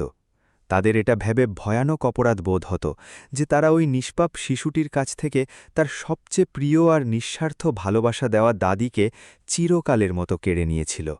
রফিক রাতের অন্ধকারে হাসপাতালের বাইরে গিয়ে ডুকরে ডুকরে কাঁদত আর আকাশের দিকে তাকিয়ে নিজের মায়ের কাছে ক্ষমা চাইত, সে ভাবত যে আজ তার মা যদি সাথে থাকত তাহলে হয়তো নিজের নাতির প্রাণ বাঁচানোর জন্য সে পৃথিবীর সবার সাথেও লড়াই করত। সে ঢাকার রাস্তায় নিজের মাকে খোঁজার অনেক চেষ্টা করল, অনেক ভিক্ষুক আর বৃদ্ধাশ্রমে খোঁজ খবর নিল। কিন্তু রহিমার কোনো নাম নিশানা পাওয়া গেল না। রফিকের মনে এই ভয়ানক ভয় তাড়া করতে লাগল যে হয়তো খিদে আর ঠান্ডায় তার বুড়ি মা এখন আর এই পৃথিবীতে নেই। সুমাইয়ার সেই সব মিথ্যা সামাজিক অহংকার আর আধুনিকতার লোক দেখানো ব্যাপার এখন একটা ভয়ানক মজাতে পরিণত হয়ে গিয়েছিল। সে জীবনে প্রথমবারের মতো নিজের হাতে জায়নামাজে বসে আল্লাহর সামনে নিজের মাথা নোয়াল আর কাঁদতে কাঁদতে নিজের পুরনো পাপের শাস্তি কমানোর জন্য ভিক্ষা চাইল। সে বুঝতে পেরেছিল যে কর্মের এই কঠোর অঙ্ক মানুষের প্রতিটা খারাপ কাজের খুব ভয়ানক আর যন্ত্রণাদায়ক হিসাব নেয়। সে রহিমাকে যে অসহনীয় ব্যথা আর চোখের জল দিয়েছিল, আজ সেই সব ব্যথা কয়েক গুণ বেড়ে তার নিজের বুকেই খুব গভীরে গেঁথে যাচ্ছিল। দিনের পর দিন রিয়াদের শারীরিক অবস্থা আরও বেশি খারাপের দিকে যাচ্ছিল, আর তার ছোট্ট শরীরটা ডায়ালিসিসের ভয়ানক ব্যথা সহ্য করতে পারছিল না। ডাক্তাররা তাদের রোজ ডেকে বলতেন যে সময় খুব দ্রুত হাত থেকে বেরিয়ে যাচ্ছে, আর ডোনার ছাড়া বাচ্চাটার বেঁচে থাকা অসম্ভব। ওই স্বামী স্ত্রী দুজনেই হাসপাতালের বাইরে বসে থেকে প্রত্যেক যাওয়া আসা করা মানুষের কাছে সাহায্যের আর্জি জানাত, কিন্তু তাদের ডাক শোনার মতো কেউই ছিল না। এটা তাদের ওই কর্মেরই ফল ছিল যখন তারা তাদের মায়ের কাঁদতে থাকা ডাক না শোনার ভান করেছিল। এমন মনে হচ্ছিল যেন চারদিক থেকে দরজা পুরোপুরি বন্ধ হয়ে গেছে, আর ওপরবালাও তাদের ঘোর পাপের কারণে তাদের দিক থেকে চিরকালের মতো মুখ ফিরিয়ে নিয়েছেন। ওই বিশাল আর ভিড়ে ভরা ঢাকা শহরটা আজ তাদের দুজনের কাছে নিজের ছেলের কবর খোঁড়ার জন্য একটা নির্জন গোরস্থানের মতো মনে হচ্ছিল। তারা দুজনেই শুধু অসহায়তার জোল ফেলে নিজেদের একমাত্র ছেলের মৃত্যুর ধীরে ধীরে অপেক্ষা করার জন্য পুরোপুরি বাধ্য হয়ে গিয়েছিল। আইসিইউয়ের বাইরের সেই ঠান্ডা আর দীর্ঘ রাতগুলো তাদের সেই সব কালো কারনামার কথা মনে করিয়ে দিত যা তারা নিজেদের অহংকারে করেছিল। সুমাইয়া এখন গভীরভাবে অনুভব করছিল যে আসল সম্পদ তো পরিবারের ভালোবাসা আর বয়স্কদের দোয়াই হয়। কিন্তু এখন অনেক দেরি হয়ে গিয়েছিল, আর সেই দোয়ার পবিত্র মানুষটিকে তো সে নিজেই নিজের পা দিয়ে খুব বাজেভাবে পিষ্ট করে দিয়েছিল। কর্মের এই নির্মম আর সঠিক আঘাত তাদের আত্মাকে চিরে দিচ্ছিল, যেখানে তাদের নিজেদেরই বাচ্চাকে তিল তিল করে মরতে দেখতে হচ্ছিল। দুনিয়ার যে কোনো বড় শাস্তি এই মানসিক আর আবেগপূর্ণ যন্ত্রণার সামনে খুব ছোট আর তুচ্ছ মনে হচ্ছিল। তাদের বারবার এটা অনুভব হচ্ছিল যে যে ব্যক্তি বাবা মাকে কষ্ট দেয় সে জীবনে কখনোই সত্যিকারের আনন্দ আর শান্তি পেতে পারে না। কিন্তু তারা এই কথা থেকে পুরোপুরি অজানা ছিল যে আল্লাহ মাঝে মাঝে মানুষের পাপ ধোয়ার জন্য জাদুকরী রাস্তাও খুলে দেন। সেই বিশাল শহরের অন্য প্রান্তে এমন এক জাদুকরী ঘটনা আকার নিচ্ছিল যা তাদের এই ঘন আর ভীতিকর অন্ধকারকে চিরে দিতে চলেছিল। ভাগ্যের সেই শেষ আর সবচেয়ে বড় রায় এখনও বাকি ছিল, যেখানে ঘৃণা আর অহংকারের ওপরে নিঃস্বার্থ প্রেমের জয় হতে চলেছিল। কর্মের হিসাব এখনও অসম্পূর্ণ ছিল, আর রিয়াদের জীবনের সুতো একটা খুব অচেনা হাতের মুঠোয় ছিল। ডক্টর হাসান কামরাঙ্গীচরের ওই ছোট্ট ক্লিনিক ছাড়াও ঢাকার ওই বড় হাসপাতালেও একজন সিনিয়র ডাক্তার হিসেবে কাজ করতেন। ওই হাসপাতালের আইসিইউতেই রিয়াদ নিজের জীবন আর মৃত্যুর মাঝে খুব যন্ত্রণাদায়ক লড়াই লড়ছিল। একদিন হাসান খুব উদাস আর ক্লান্ত চেহারায় ক্লিনিকে ফিরে এলেন। রহিমা তার এই চিন্তিত ভাবটা সাথে সাথেই বুঝতে পারল, আর তার কাছে এর আসল কারণ জানতে চাইল। হাসান জানালেন যে হাসপাতালে একটা 5 বছরের নিষ্পাপ বাচ্চা মারাত্মক কিডনির অসুখে ছটফট করছে, আর তার এক্ষুনি একজন ডোনার চাই। রহিমা খুব স্বাভাবিকভাবেই ওই অসুস্থ বাচ্চাটার সম্পর্কে আরও কিছু তথ্য জানতে চাইল, যাতে সে দোয়ায় তার দীর্ঘায়ুর প্রার্থনা করতে পারে। হাসান একটা দীর্ঘশ্বাস ফেলে জানালেন যে ওই নিষ্পাপ বাচ্চাটার নাম রিয়াদ, আর তার অসহায় বাবার নাম রফিক। রিয়াদ আর রফিকের নাম শুনতেই রহিমার হাত থেকে পানির গ্লাস ছিটকে মাটিতে পড়ে গেল। তার বুকের ধুকপুকানি হঠাৎ খুব বেড়ে গেল, আর শরীর কাঁপতে লাগল। রহিমার নিজের কানকে একদমই বিশ্বাস হচ্ছিল না যে এটা কোনো অদ্ভুত কাকতালীয় ঘটনা নাকি ওপরওয়ালার কোনো অনেক বড় আর রহস্যময় ইশারা। সে কাঁপা কাঁপা গলায় ডক্টর হাসানের কাছে ওই বাচ্চাটির বাবার পুরো নাম আর তাদের পুরনো বাড়ির ঠিকানা জিজ্ঞেস করল। যখন হাসান রফিকের পুরো বিবরণ আর তার দেউলিয়া হওয়ার যন্ত্রণাদায়ক গল্পটা শোনালেন, তখন রহিবার পায়ের তলা থেকে মাটি সরে গেল। সে এটা খুব ভালোভাবেই বুঝতে পেরেছিল যে মৃত্যুর মুখে পড়ে থাকা ওই নিষ্পাপ শিশুটি অন্য কেউ নয়, বরং তার নিজের নাতি রিয়াদ। ওই এক মুহূর্তে রহিমা তার অতীতের সব ব্যথা, সুমাইয়ার দেওয়া ওই ভয়ানক গালিগালাজ আর নিজের ছেলে রফিকের সেই কাপুরুষোচিত ধোঁকার কথা পুরোপুরি ভুলে গেল। তার মনে এখন কোনো প্রকারের কোনো রাগ, প্রতিশোধ বা অভিযোগ একদমই অবশিষ্ট ছিল না। তার ভেতরে কেবল একজন দাদির সেই নিঃস্বার্থ আর অত্যন্ত পবিত্র মমতাই জেগে উঠেছিল, যে নিজের নাতির প্রাণ বাঁচানোর জন্য যে কোনো সীমানায় যেতে প্রস্তুত ছিল। রহিমা সেই মুহূর্তেই মাটিতে বসে ডুকরে কাঁদতে লাগল আর আল্লাহর কাছে নিজের নাতির জীবনের ভিক্ষা চাইতে লাগল। রহিমা নিজের চোখের জল মুছল আর ডক্টর হাসানের হাত ধরে খুব আবেগপ্রবণ হয়ে একটা মিনতি করল। সে হাসানকে তার বছরের পর বছর পুরনো সেই যন্ত্রণাদায়ক রহস্যটা জানাল আর বলল যে মৃত্যুর সাথে লড়াই করা ওই বাচ্চাটা তার নিজের আপন নাতি রিয়াদ। রহিমা ডক্টর হাসানের কাছে মিনতি করে বলল যে তিনি যেন তাকে এক্ষুনি ওই বড় হাসপাতালে নিয়ে চলেন আর তার কিডনি পরীক্ষা করান। সে বলল যে সে নিজের বেঁচে থাকতে নিজের নাতিকে এভাবে যন্ত্রণায় ছটফট করে মরতে একদম দেখতে পারবে না। এর জন্য তার নিজের প্রাণই কেননা চলে যাক। ডক্টর হাসান রহিমার এই যন্ত্রণাদায়ক আর লোম খাড়া করা সত্যিটা শুনে পুরোপুরি হতবাক আর স্তব্ধ হয়ে গেলেন। তার নিজের চোখে একদমই বিশ্বাস হচ্ছিল না যে যেই নির্দয় মানুষগুলো এই বৃদ্ধা আর নির্দোষ মাকে রাস্তায় মরার জন্য ছেড়ে দিয়েছিল, আজ সেই মাই তাদের বাচ্চাকে জীবনদান করার জন্য ছটফট করছে। হাসান রহিমাকে বুঝিয়ে বললেন যে এই বয়সে তার শরীর এত বড় একটা সার্জারির ভয়ানক ধকল সহ্য করতে পারবে না, কিন্তু রহিমার সিদ্ধান্ত পাথরের দাগের মতো একদম অটল ছিল। সে খুব শান্ত আর দৃঢ় স্বরে ডক্টর হাসানকে বলল যে এই শরীর তো এমনিতেও মাটির, আর একদিন মাটিতেই মিশে যাবে। যদি তার মরার ফলে তার নিষ্পাপ নাতি একটা নতুন জীবন পেতে পারে, তাহলে এর চেয়ে বড় কোনো সাবাব আর হতে পারে না। রহিমা হাসানকে তার মায়ের কসম দিল আর তাকে নিজের সাথে হাসপাতালে নিয়ে যেতে পুরোপুরি বাধ্য করে ছাড়ল। হাসপাতালে যাওয়ার আগে রহিমা তার সেই ছোট্ট ঝুপড়িতে গেল আর একটা পুরনো এবং ছেঁড়া কাপড়ের পুটলি বের করল। এই ছোট্ট পুটলিটাতে সেই সব খুচরো পয়সা আর সামান্য কিছু নোট ছিল, যা সে গত ৩ বছর ধরে আবর্জনা কুড়িয়ে আর অনেক পরিশ্রমে জমিয়েছিল। সে ওই পুটলিটা ডক্টর হাসানের হাতে লেখে বলল যে এটা তার সারা জীবনের সেই পুরো আর একমাত্র রোজগার। রহিমা চাইছিল যে রিয়াদের চিকিৎসায় তার রক্ত জল করা এই পবিত্র রোজগার কাজে আসুক, যাতে সে কখনো কারুর কাছে ঋণী না থাকে। ডক্টর হাসান রহিমার এই মহান আর নিঃস্বার্থ ত্যাগের সামনে পুরোপুরি মাথা নত করলেন আর তার চোখ দিয়েও জল পড়তে লাগল। তিনি রহিমাকে নিয়ে হাসপাতালের পেছনের দরজা দিয়ে খুব লুকিয়ে ভেতরে ঢুকলেন, যাতে রফিক আর সুমাইয়া একদমই টের না পায়। সে চাইত না যে তার ছেলে তাকে দেখে কোনো প্রকার অপরাধবোধ বা লজ্জায় পড়ে। পুরো পরীক্ষা চলাকালীন রহিমা দোয়া পড়তে থাকল। কয়েক ঘণ্টা পর যখন ওইসব পরীক্ষার চূড়ান্ত রিপোর্ট সামনে এলো, তখন সেটা দেখে ডক্টর হাসানও পুরোপুরি অবাক হয়ে গেলেন। রহিমার রক্তের গ্রুপ আর তার কিডনি রিয়াদের শরীরের সাথে শতভাগ মিলে যাচ্ছিল, যেন এটা কোনো ঐশ্বরিক চমৎকার হক। এটা বিজ্ঞানের চেয়ে ওই পবিত্র রক্তের সম্পর্ক আর স্রষ্টার সরাসরি জাদুকরী ক্ষমতার অনেক স্পষ্ট আর অদ্ভুত প্রমাণ ছিল। যখন রহিমা এই ভালো খবরটা পেল যে সে নিজের নাতিকে কিডনি দিতে পারবে, তখন তার মুখে এক অন্যরকম ঔজ্জ্বল্য ফুটে উঠল। তার মনে হল যেন তার জীবনের সব উদ্দেশ্য আজ এই মুহূর্তে এসে পুরোপুরি সফল হয়ে গেছে। এক রাত আগে রহিমা ডক্টর হাসানের কাছে মিনতি করল যে তিনি যেন তাকে দূর থেকে একবার রিয়াদকে দেখার অনুমতি দেন।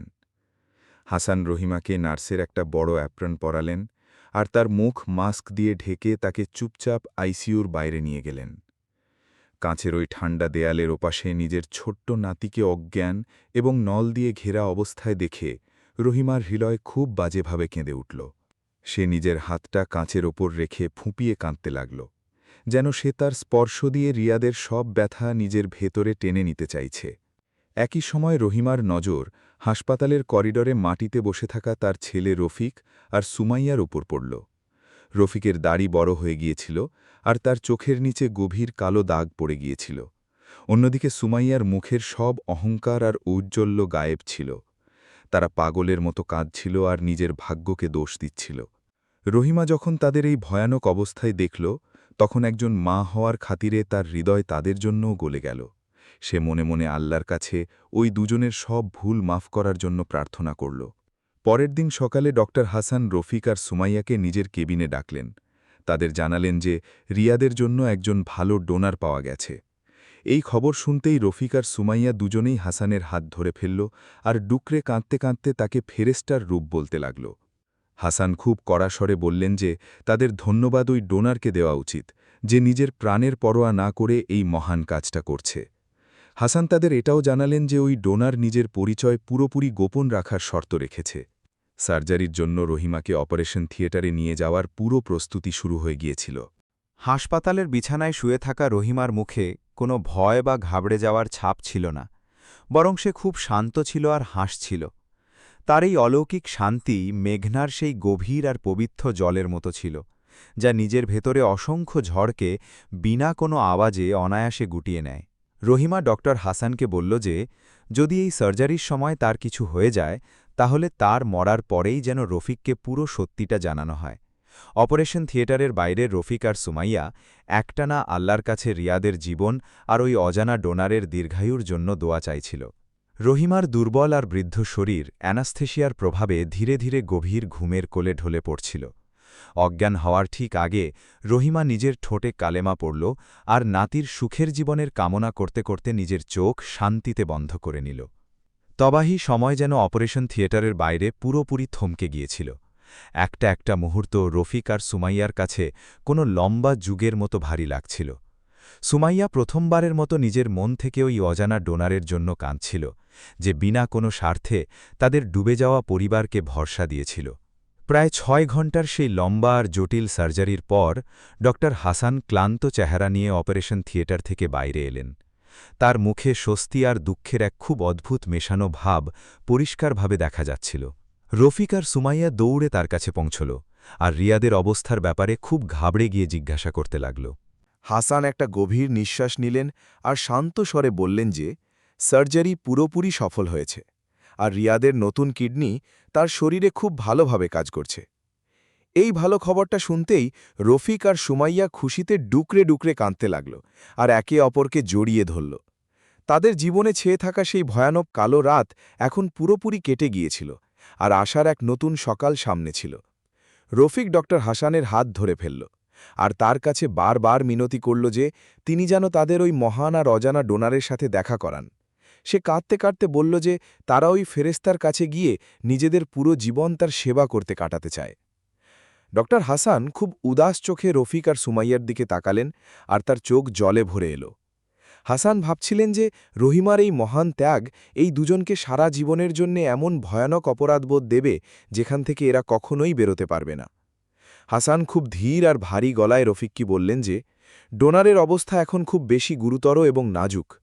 বয়স বেশি হওয়ার কারণে ডোনারের দুর্বল শরীর এই বড় সার্জারির ভয়ানক ধাক্কাকে সহজে সহ্য করতে পারছে না আর সে ভেন্টিলেটরে আছে। হাসান তাদের জানালেন যে যদি তারা সত্যি ওই মহান মানুষটির সাথে দেখা করতে চায়, তাহলে তাদের আইসিইউর অন্য একটা ওয়ার্ডে যেতে হবে। এই কথা শুনে রফিক আর সুমাইয়ার মুখের আনন্দ হঠাৎ এক গভীর আর অজানা ভয়ে পুরোপুরি পাল্টে গেল। রফিক আর সুমাইয়া খুব ধীর গতিতে আর ভারী পায়ে ডক্টর হাসানের পেছনে পেছনে ওই বিশেষ ওয়ার্ডের দিকে চলতে লাগল। তাদের বুকের ধুকপুকানি খুব বেড়ে গিয়েছিল আর তারা মনে মনে ওই অজানা মানুষটির জীবনের জন্য আল্লাহর কাছে এক টানা প্রার্থনা করছিল। সেই শান্ত আর ঠান্ডা করিডোরে শুধু মশিনের ধীর শব্দ প্রতিধ্বনিত হচ্ছিল, যা জীবন আর মৃত্যুর মাঝের রহস্যময় গল্পটা বলছিল। রহিমার এই অতুলনীয় আত্মত্যাগ সমাজের ওই ঘৃণ্য আর বস্তুবাদী চেহারার ওপর একটা অনেক বড় আর কড়া চড় ছিল, যা সম্পর্কগুলোকে কেবল টাকা দিয়ে মাপে। আইসিইউর ওই শান্ত আর ঠান্ডা ওয়ার্ডের দরজা যেই না খুলল, ভেতরের দৃশ্য দেখে রফিক আর সুমাইয়ার পা দরজায় পুরোপুরি জমে গেল। ভেতরে মেশিনের একটানা আওয়াজ আসছিল, যা একটা ভয়ানক আর উদাস পরিবেশ তৈরি করছিল। সামনে একটা সাদা রঙের হাসপাতালের বিছানায় একজন দুর্বল আর বৃদ্ধা মহিলা অজ্ঞান অবস্থায় শুয়েছিল। তার মুখে একটা অক্সিজেন মাস্ক লাগানো ছিল, আর তার দু হাতেই নানা ধরনের নল আর সূচ খুব গভীরভাবে ফোটানো ছিল। যখন রফিক ধীরে ধীরে তার কাঁপা পায়ে ওই বিছানার কাছে গিয়ে ওই মহিলার মুখ কাছ থেকে দেখল, তখন তার পায়ের তলা থেকে পুরো মাটি সরে গেল। তার বুকের ধুকপুকানি যেন এক মুহূর্তের জন্য পুরোপুরি থেমে গিয়েছিল, আর তার চোখের মণি ভয়ে বড় হয়ে গিয়েছিল। ওই মুখটা কোনো অজানা ফেরেস্তার ছিল না, বরং তার নিজের বৃদ্ধা মা রহিমার ছিল। রহিমার মুখটা এখন আগের চেয়ে অনেক বেশি বলিরেখায় ভরে গিয়েছিল, আর তার চোখ দুটো পুরোপুরি ভেতরের দিকে ঢুকে গিয়েছিল। তার কপালে এক অদ্ভুত শান্তি আর স্বর্গীয় উজ্জ্বল্য দেখা যাচ্ছিল, যার জীবনের সব দুঃখ কষ্টের ঊর্ধ্বে ছিল। ওই মুখটা কোনো অজানা ফেরেস্টার ছিল না, বরং তার নিজের বৃদ্ধা মা রহিমার ছিল। রহিমার মুখটা এখন আগের চেয়ে অনেক বেশি বলিরেখায় ভরে গিয়েছিল, আর তার চোখ দুটো পুরোপুরি ভেতরের দিকে ঢুকে গিয়েছিল। তার কপালে এক অদ্ভুত শান্তি আর স্বর্গীয় উজ্জ্বল্য দেখা যাচ্ছিল, যার জীবনের সব দুঃখ কষ্টের ঊর্ধ্বে ছিল। রফিকের পুরো শরীর কোনো শুকনো পাতার মতো খুব জোরে আর ভয়ানকভাবে কাঁপতে লাগল। তার নিজের চোখকে একদমই বিশ্বাস হচ্ছিল না যে মাকে সে মাঝরাতে রাস্তায় মরার জন্য ছেড়ে দিয়েছিল, সে আজ এখানে কি করে পৌঁছল। পেছনে দাঁড়িয়ে থাকা সুমাইয়ার নজর যখন বিছানায় শুয়ে থাকা মহিলার মুখের উপর পড়ল, তখন তার মুখ থেকে একটা যন্ত্রণাদায়ক চিৎকার বেরিয়ে এলো। সুমাইয়া নিজের দুহাত দিয়ে মুখ চেপে ধরল, আর চোখ দিয়ে কান্নার বন্যা বয়ে গেল। তার অতীতের সেই কালো দিনের কথা মনে পড়ে গেল, যখন সে রহিমাকে টেনে হিঁচড়ে বের করেছিল। আজ সেই অসহায় শাশুড়ি নিজের প্রাণের বাজি রেখে তার ছেলেকে মৃত্যুর মুখ থেকে টেনে এনেছে। রফিক নিজের হাঁটুর ওপর ভর দিয়ে ওখানেই ওই ঠান্ডা মেঝেতে ধরাম করে পড়ে গেল, আর পাগলের মতো খুব জোরে জোরে কাঁদতে লাগল। সে নিজের দু হাত দিয়ে নিজের মাথা চেতে ধরল, আর একটা ছোট্ট বাচ্চার মতো ডুকরে ডুকরে ফুপিয়ে কাঁদতে লাগল। সে বারবার নিজের মাকে ডাকছিল, আর তার কাছে তার ওই সব ভয়ানক পাপের জন্যে ক্ষমা চাইছিল। তার মনে হচ্ছিল যে কেউ তার বুকে কোনো খুব তীক্ষ্ণ খঞ্জর বসিয়ে দিচ্ছে, আর তার আত্মা ওই ভয়ানক ব্যথায় ছটফট করছে। সুমাইয়া দৌড়ে রহিমার বিছানার কাছে গেল, আর তার ঠান্ডা পা দুটো নিজের হাতে ধরে খুব জোরে চুমু খেতে লাগল। সে নিজের পুরনো আর নোংরা পাপগুলোর কথা মনে করে এত বাজেভাবে কাঁদছিল যে তার নিঃশ্বাস আটকে আসছিল। সে বলছিল যে ওপরওয়ালা তাকে তার নিষ্ঠুরতার খুব সঠিক আর যন্ত্রণাদায়ক শাস্তি দিয়ে তার সব মিথ্যা আর ফাঁপা অহংকার পুরোপুরি চুরমার করে দিয়েছেন। ডক্টর হাসান রফিকের কাঁধে নিজের হাত রাখলেন, আর তাকে শান্ত করে বললেন যে রহিমা নিজের ছেলে আর নাতির সুখের জন্য নিজের প্রাণ বাজি রেখেছে। হাসান বললেন যে যখন রহিমা রাস্তায় আবর্জনা কুড়োত, তখনও সে কেবল তার ছেলের দীর্ঘায়ুর দোয়াই চাইত। আবর্জনা কুড়োনোর কথা শুনে রফিকের এমন মনে হল যেন কেউ তার মুখে অ্যাসিড ছুঁড়ে মেরেছে। তার আত্মা কেঁপে উঠল এটা ভেবে যে মা তাকে দুনিয়ার সব সুখ সুবিধা দেবার জন্য নিজের সব কিছু বেচে দিয়েছিল, সেই মাকে বুড়ো বয়সে আবর্জনা কুড়িয়ে নিজের পেট চালাতে হল। সে নিজের মুখ ঘৃণায় আঁচড়াতে লাগল, আর জোরে জোরে চিৎকার করে নিজেকে একজন খুনি বলতে লাগল। সুমাইয়া যখন শুনল যে রহিমা নিজের সারা জীবনের ছোট্ট জমানো পুঁজিটুকুও রিয়াদের জন্য দিয়ে দিয়েছে, তখন তার বুক পুরোপুরি ফেটে গেল। সুমাইয়ার ওই সব দিনের কথা মনে পড়তে লাগল, যখন সে রহিমাকে বাসি খাবার খেতে বাধ্য করত। আজ সেই শাশুড়ি খালি পেটে থেকে যা রোজগার করেছিল তা সব নিজের নাতির প্রাণ বাঁচানোর জন্য বিলিয়ে দিয়েছিল। এই অনুভূতি সুমাইয়ার জন্য কোনো ভয়ানক আর যন্ত্রণাদায়ক মৃত্যুর চেয়ে একদমই কম ছিল না। ওয়ার্ডের ওই হতাশাজনক আর উদাস পরিবেশ পুরোপুরি অনুশোচনা আর দুঃখের একটা অনেক গভীর সাগরে ডুবে গিয়েছিল। রফিক বারবার রহিমার হাতে চুমু খাচ্ছিল, আর নিজের চোখের জলে তার দুর্বল হাত দুটোকে পুরোপুরি ভিজিয়ে দিচ্ছিল। কিছুক্ষণ পর রহিমার শরীরে খুব হালকা একটু নড়াচড়া অনুভব হল। সে খুব ধীরে ধীরে নিজের ফুলে থাকা আর ভারী চোখের পাতা খোলার চেষ্টা করল। যেই না রহিমা চোখ খুলল, সে সবার আগে নিজের সামনে রফিক আর সুমাইয়াকে কাঁদতে দেখল। ওই দুজনকে এভাবে নিজের হাতের কাছে কাঁদতে আর ছটফট করতে দেখে রহিমার চোখেও খুব দ্রুত জল চলে এলো। সে খুব কষ্টে নিজের একটা দুর্বল আর কাঁপা হাত রফিকের মাথার দিকে এগিয়ে দিল। রফিক সাথে সাথে নিজের মায়ের ওই কাঁপা হাতটাকে নিজের 2 হাতে চেপে ধরল। সে কাঁদতে কাঁদতে বলছিল, তাকে ক্ষমা করে দাও মা, সে দুনিয়ার সবচেয়ে পাপী আর স্বার্থপর মানুষ, যে এমন একজন মাকে রাস্তায় ছুঁড়ে ফেলে দিয়েছিল। সুমাইয়া ও রহিমার অন্য হাতটা ধরে খুব বাজেভাবে কাঁদতে লাগল আর হেঁচকি তুলতে তুলতে ক্ষমা চাইতে লাগল। সুমাইয়া বলল যে তার মিথ্যে অহংকার আর নিষ্ঠুরতা তাকে পুরোপুরি অন্ধ করে দিয়েছিল আর সে আসল সম্পদকে চিনতে পারেনি। রফিক বলছিল যে সে এখন তার বাকি পুরো জীবনটা নিজের মায়ের সেবা করে কাটাতে চায়। সে মিনতি করছিল যে সে তার ওই ভয়ানক আর কাপুরুষোচিত ভুলটা শুধরে নিতে চায়।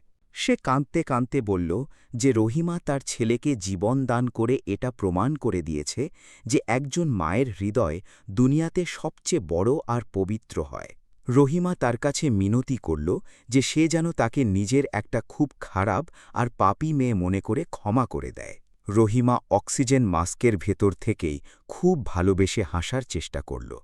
রহিমা খুব ধীর আর দুর্বল গলায় বলল যে একজন মা তার বাচ্চাদের ওপর কখনোই রাগ করতে পারে না, আর সে তাদের অনেক আগেই মন থেকে মাফ করে দিয়েছে। রহিমার এই মিষ্টি আর ক্ষমায় ভরা কথাগুলো শুনে রফিক আর সুমাইয়ার ব্যথা আরও বেশি গভীর আর ভয়ানক হয়ে গেল। এটা অনুশোচনার এমন এক ভয়ানক আগুন ছিল যেখানে রফিক আর সুমাইয়া পুরোপুরি জ্বলছিল আর তাদের আত্মা ভেতর থেকে ছটফট করছিল। তারা এটা বুঝে গিয়েছিল যে তারা নিজেদেরই হাতে নিজেদের স্বর্গ উজাড় করে দিয়েছিল। হাসান এগিয়ে গিয়ে রহিমার হাত ধরলেন আর খুব সম্মানের সাথে বললেন যে তার নাতি এখন পুরোপুরি সুরক্ষিত এবং নতুন কিডনি ঠিকভাবে কাজ করছে। এটা শুনতেই রহিমার মুখে এক খুব অদ্ভুত আর স্বর্গীয় শান্তি ছেয়ে গেল। সে নিজের 2 হাত জোর করে আকাশের দিকে তাকাল আর আল্লাহকে নিজের পুরো মনকে ধন্যবাদ দিল। কর্মের সেই ভয়ানক আর অটল চক্র যা 3 বছর আগে শুরু হয়েছিল, আজ তা এই হাসপাতালের ছোট্ট ওয়ার্ডে এসে পুরোপুরি থেমে গিয়েছিল। সুমাইয়ার সব মিথ্যে অহংকার, বস্তুবাদী চিন্তাভাবনা আর সামাজিক মর্যাদার খিদে আজ রহিমার এই নিঃস্বার্থ ভালোবাসার সামনে হেরে গিয়েছিল।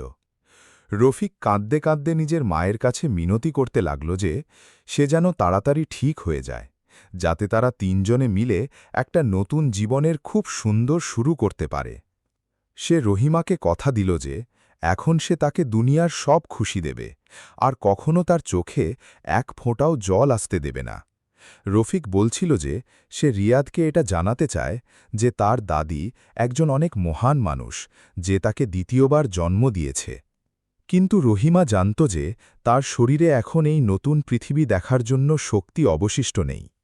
রহিমার নিঃশ্বাস ধীরে ধীরে আরও বেশি ভেঙে আসছিল, আর মেশিনের শব্দগুলো সতর্ক করে দিচ্ছিল যে তার শরীর জবাব দিয়ে দিচ্ছে। বয়সের এই শেষ পর্যায়ে এত বড় সার্জারির ভয়ানক ধাক্কা সহ্য করা তার দুর্বল হৃদয়ের জন্য পুরোপুরি অসম্ভব হয়ে গিয়েছিল। ডক্টর হাসান সাথে সাথে সতর্ক হয়ে গেলেন আর নার্সদের ডেকে রহিমার অবস্থা স্থিতিশীল করার পুরো চেষ্টা করতে লাগলেন। রফিক আর সুমাইয়াকে এটা দেখে খুব ভয়ানক ভয় লাগতে শুরু করেছিল যে তারা হয়তো তাদের মাকে চিরকালের মতো হারিয়ে ফেলবে। রফিক ডাক্তারদের কাছে পাগলের মতো চিৎকার করে বলল যে তারা দুনিয়ার সব টাকা নিয়ে নিক, কিন্তু তার মায়ের প্রাণ যে কোনোভাবে বাঁচিয়ে নিক। কিন্তু সে এটা ভুলে গিয়েছিল যে এখন তার কাছে দেওয়ার মতো কিছুই ছিল না, আর ওপরওয়ালার সিদ্ধান্তকে টাকা দিয়ে একদমই কেনা যায় না। সুমাইয়াও বারবার আল্লাহর কাছে প্রার্থনা করছিল যে তিনি যেন রহিমার প্রাণ ভিক্ষা দেন, যাতে তারা নিজেদের ভুলের প্রায়শ্চিত্ত করতে পারে। পুরো ঘরে এক খুব অদ্ভুত হুড়োহুড়ি পড়ে গিয়েছিল, আর মৃত্যুর ছায়া ঘনিয়ে আসছিল।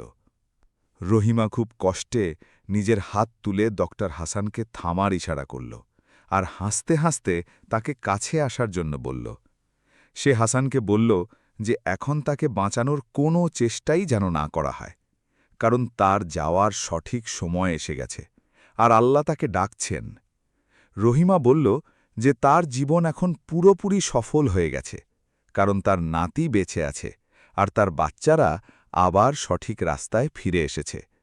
আইসিইউয়ের ওই ওয়ার্ডে ছেয়ে থাকা নিস্তব্ধতা আরও বেশি ভারী আর যন্ত্রণাদায়ক হয়ে উঠছিল, কারণ রহিমার চোখ ধীরে ধীরে বন্ধ হয়ে আসছিল। রফিক আর সুমাইয়ার কেঁদে খুব খারাপ অবস্থা হয়ে গিয়েছিল। তাদের মনে হচ্ছিল যে এটা তাদের নিষ্ঠুরতার সবচেয়ে ভয়ানক শাস্তি, যে যখন তারা নিজেদের মাকে জড়িয়ে ধরতে চাইছে তখন সে তাদের কাছ থেকে দূরে চলে যাচ্ছে। এটা সেই মায়ের ত্যাগের সবচেয়ে বড় আর আসল জয় ছিল। রহিমা এটা প্রমাণ করে দিয়েছিল যে ঘৃণাকে কেবল নিঃস্বার্থ ভালোবাসা দিয়েই হারানো যায়, রাগ দিয়ে নয়। এটা অনুশোচনার এমন একটা গল্প ছিল যা রফিক আর সুমাইয়ার আত্মায় সারা জীবন একটা খুব গভীর ক্ষতর মতো থেকে যাবে। আইসিইউয়ের শান্ত আর দুঃখজনক পরিবেশে রহিমার নিঃশ্বাস খুব দ্রুত ভেঙে আসতে শুরু করেছিল। মেশিনের সতর্কবাণী একটানা বাজছিল, যা বলে দিচ্ছিল যে জীবনের সফর তার শেষ প্রান্তে। রফিক আর সুমাইয়া নিজেদের মায়ের বিছানার দুপাশে বসে পাগলের মতো কাঁদছিল। রহিমা খুব কষ্টে নিজের কাপা হাত দুটো তুলল আর ওই দুজনের মাথায় ভালোবেসে রাখল। সে নিজের বাচ্চাদের অত্যন্ত শান্ত আর স্বর্গীয় হাসির সাথে দেখল, যার মধ্যে কেবল একজন নিঃস্বার্থ মায়ের অথই মমতা আর গভীর দোয়া লুকিয়েছিল। রফিক নিজের মায়ের এমন নাজুক অবস্থা দেখে পুরোপুরি নিজের মানসিক ভারসাম্য হারিয়ে ফেলছিল।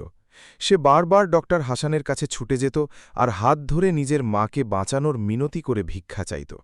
রফিক বলছিল যে সে নিজের সব রক্ত আর শরীরের প্রত্যেকটা অঙ্গ নিজের মাকে দেওয়ার জন্য প্রস্তুত আছে, শুধু তার নিঃশ্বাস যেন থেমে না যায়। কিন্তু ডক্টর হাসান খুব অসহায়তার সাথে নিজের মাথা নাড়ছিলেন, কারণ চিকিৎসাবিজ্ঞানের সীমা এখন আল্লাহর অটল সিদ্ধান্তের সামনে পুরোপুরি শেষ হয়ে গিয়েছিল। সুমাইয়া ঠান্ডা মেঝেতে বসে নিজের ওই ঘৃণ্য কথাগুলো মনে করছিল যা সে তার শাশুড়িকে বলেছিল। তার ওই ভয়ানক রাতের কথা মনে পড়ছিল, যখন সে রহিমাকে প্রবল বৃষ্টিতে ধাক্কা মেরে বের করে দিয়েছিল। সুমাইয়ার হৃদয় ভয়ানক অপরাধবোধে এতটাই ফেটে যাচ্ছিল যে তার এখন নিজেরই অস্তিত্বকে দুনিয়ার সবচেয়ে বড় বোঝা আর কলঙ্ক মনে হতে শুরু করেছিল। রহিমা খুব ধীর আর ভাঙা গলায় বলল যে তারা যেন মনে কোনো অপরাধবোধ না রাখে। সে সুমাইয়ার দিকে তাকিয়ে বলল যে একজন মায়ের হৃদয়ে নিজের বাচ্চাদের জন্য কখনো ঘৃণা জন্ম নিতে পারে না, তারা যতই বড় ভুল করুক না কেন। রফিক নিজের মায়ের হাত বুকে জড়িয়ে ধরল আর কাঁদতে কাঁদতে বলল যে সে এই ক্ষমার একদমই যোগ্য নয়। রহিমা খুব কোমলতার সাথে নিজের ছেলের চুলে হাত বুলিয়ে বলল যে ভালোবাসায় কখনো কোনো শর্ত বা প্রতিশোধ হয় না। রহিমার এই মিষ্টি আর পবিত্র কথাগুলো ওই দুজনের ক্ষতের উপর একটা খুব অদ্ভুত মলমের মতো কাজ করছিল। রহিমা ডক্টর হাসানের কাছে একটা মর্মস্পর্শী মিনতি করল যে সে শেষ নিঃশ্বাস নেওয়ার আগে একবার নিজের নাতি রিয়াদকে ছুঁতে চায়। যখন অজ্ঞান রিয়াদকে রহিমার বিছানার একদম কাছে আনা হল, তখন তার মুখে এমন এক অলৌকিক ঔজ্জ্বল্য চলে এলো যেন সে দুনিয়ার সব ধন সম্পদ পেয়ে গেছে। রহিমা নিজের বেঁচে থাকা শক্তি এক করল আর কাঁপা হাতে রিয়াদের হাত শক্ত করে ধরল। নাতির স্পর্শ অনুভব করতেই তার চোখে আনন্দের জল চলে এলো। সে আকাশের দিকে তাকাল আর আস্তে করে কালেমা শাহাদাত বিড়বিড় করল।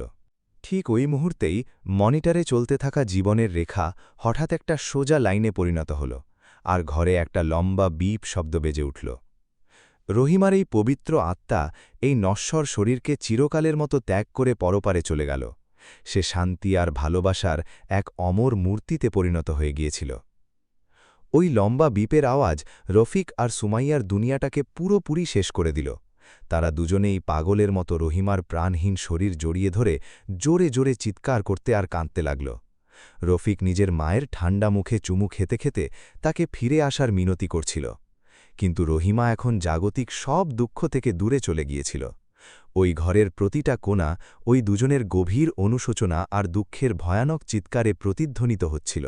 ডক্টর হাসান নিজের চোখ মুছে এগিয়ে এসে রহিমার খোলা চোখ দুটো খুব সম্মানের সাথে বন্ধ করে দিলেন।